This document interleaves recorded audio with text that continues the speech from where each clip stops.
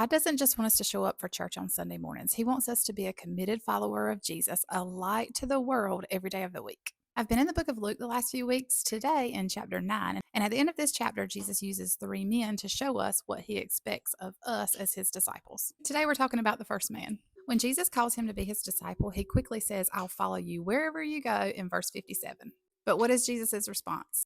Jesus says, foxes, is that right? I think so. Jesus says foxes and birds know where they will sleep at night, but the Son of Man has no home. Jesus uses this example to show us that following him will be hard. And there will definitely be times of uncertainty when we decide to follow him. For us, when we decide to follow Jesus, Jesus changes us. We may lose friends, relationships will change. We'll have to give up things that we enjoy that are not of Christ. And we'll be caught in uncomfortable places that will not always make sense to others. And I know all that can be discouraging, but here's my encouragement for you. We know that there's a narrow path and a wide path. We know that the wide path is easy, and we know the narrow path is hard. We know that many are on the wide path and few are on the narrow path.